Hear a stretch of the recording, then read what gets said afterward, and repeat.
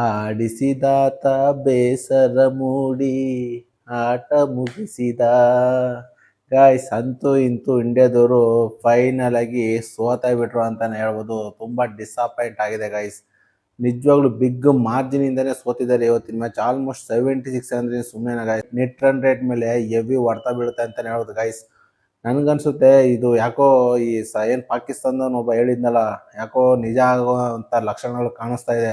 ಆ ತರ ಒಂದು ಪರ್ಫಾರ್ಮೆನ್ಸ್ ಮಾಡ್ತಿದ್ದಾರೆ ಗಾಯ್ಸ್ ಇಂಡಿಯಾದವರು. ಎಲ್ಲೊಂದ್ ಕಡೆ ಎಚ್ಚರಿಕೆ ಗಂಟೆ ಹೊಡ್ಸ್ತಾರ ಅಂತ ಅನ್ಸುತ್ತೆ ಸೌತ್ ಆಫ್ರಿಕಾದವರು. ಎಲ್ಲಿಂದ ಎಲ್ಲಿಗೆ ಗಾಯ್ಸ್ ಕಮ್ ಬ್ಯಾಕ್ ಮಾಡಿದ್ದು ಸೌತ್ ಆಫ್ರಿಕಾ. 20 ರನ್ಗೆ 3 ವಿಕೆಟ್ ಆಗಿದ್ದಂತ ಟೈಮಲ್ಲಿ ಯಾವ ತರ ಕಮ್ ಬ್ಯಾಕ್ ಮಾಡಿದಂದ್ರೆ ಹ್ಯಾಟ್ಸ್ ಆಫ್ ಅಂತ ಹೇಳ್ಬೋದು ಗೈಸ್. ಡೇವಿಡ್ ಡಿ ಮಿಲ್ಲರು ಮತ್ತೆ ಸ್ಟೆಪ್ಸು ಮತ್ತೆ ಇನ್ನೊಬ್ಬ ಬ್ರೇವಿಸು ಮೂರೇ ಜನ ನಿಂತ್ಕೊಂಡು 187 ರನ್ ಹೊಡೆದ್ರು ಅಂತ ಅನ್ಕೋಬಹುದು. ಆ ತರ ಒಂದು ಡಾಮಿನೇಟ್ ಪರ್ಫಾರ್ಮೆನ್ಸ್ ಕೊಟ್ಟಿದ್ದಾರೆ, ಬೆವ್ರು ಇಳಿಸಿದ್ರು ಅಂತ ಹೇಳ್ಬೋದು. ಇಷ್ಟು ದಿವಸ ಏನು ಇಂಡಿಯಾದವರು ಬೇರೆ ಟೀಮ್ಗಳಿಗೆ ಬೆವ್ರು ಇಳಿಸ್ತಿದ್ರು, ಆದ್ರೆ ಇವತ್ತಿನ ಮ್ಯಾಚಲ್ಲಿ ಮಾತ್ರ ಇಂಡಿಯಾದವ್ರಿಗೆ ಸರಿಯಾಗಿ ಬೆವ್ರು ಇಳಿಸಿದ್ದಾರೆ ಅಂತ ಹೇಳ್ಬೋದು ಸೌತ್ ಆಫ್ರಿಕಾದವ್ರು. ಆ ತರ ಒಂದು ಎಫರ್ಟ್ಲೆಸ್ ಇಲ್ದಂಗೆ ವಿಕೆಟ್ ತೆಗೆದಿದ್ದಾರೆ ಗೈಸ್. ಇಂಡಿಯಾದವರು ಸ್ವಲ್ಪ ತಿದ್ಕೋಬೇಕು, ಯಾಕಂದ್ರೆ ಓವರ್ ಕಾನ್ಫಿಡೆಂಟ್ ಎಲ್ಲೋ ಒಂದ್ ಕಡೆ ತುಂಬಾ ಡಿಸಪಾಯಿಂಟ್ ಮಾಡ್ತು ಅಂತಾನೆ ಹೇಳ್ಬೋದು. ನಾನು ಎಲ್ಲೋ ಒಂದ್ ಕಡೆ ಸ್ವಲ್ಪ ಟಫ್ ಇರುತ್ತೆ, ಅದೇ ಇಂಡಿಯಾದವ್ರಿಗೆ ಇರೋದಿಲ್ಲ, ಸೌತ್ ಆಫ್ರಿಕಾದವ್ರಿಗೆ ಸ್ವಲ್ಪ ಟಫ್ ಇರುತ್ತೆ ಅಂತ ಅನ್ಕೊಂಡೆ. ಇಲ್ಲಿ ನೋಡಿದ್ರೆ ಉಲ್ಟಾ ಹೊಡೆಯದ 187 ರನ್ನ ಆರಾಮಾಗಿ ಹೊಡಿತಾರೆ ಅಂತ ನಾನು ಅನ್ಕೊಂಡಿದ್ದೆ. ಆಸ್ ಯೂಶುವಲ್ ಏನು ತಮಗೆ ಅಭಿಷೇಕ್ ಶರ್ಮಾ ಮತ್ತೆ ಇಶಾನ್ ಕಿಶನ್ ಯಾವ ತರ ಓಪನಿಂಗ್ ಮಾಡ್ಕೊಡ್ತಾ ಇದ್ರೆ ಅಂದ್ರೆ ಪ್ರೀವಿಯಸ್ ಮ್ಯಾಚ್ಗಳಲ್ಲೆಲ್ಲ ಇದೇ ಒಂದು ಟಾರ್ಗೆಟ್ ಅಂತ ಅನ್ಕೊಂತಾ ಇದೆ. ಆದ್ರೆ 111ಕ್ಕೆ ಆಲ್ ಔಟ್ ಆಗೋಗಿದ್ದಾರೆ ಗೈಸ್ ಇಂಡಿಯಾದವರು.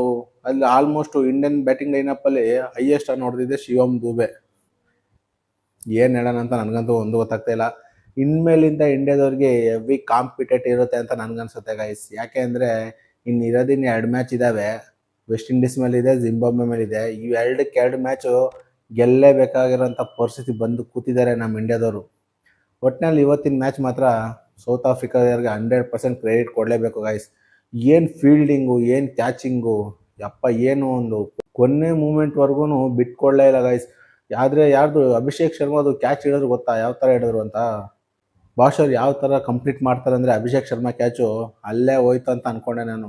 ಇನ್ನು ಸೂರ್ಯಕುಮಾರ್ ಯಾದವ್ ಎಲ್ಲೋ ಹೊಡ್ಯಕ್ಕೆ ಹೋಗ್ತಾರೆ, ಅದೆಲ್ಲೋ ಹೋಯ್ತು. ಎಲ್ಲ ಒಟ್ಟಿನಲ್ಲಿ ಇವತ್ತಿನ ಲಕ್ಕೆಲ್ಲ ಸೌತ್ ಆಫ್ರಿಕಾ ಕಡೆ ಇತ್ತು ಅಂತ ಹೇಳ್ಬೋದು ಗೈಸ್.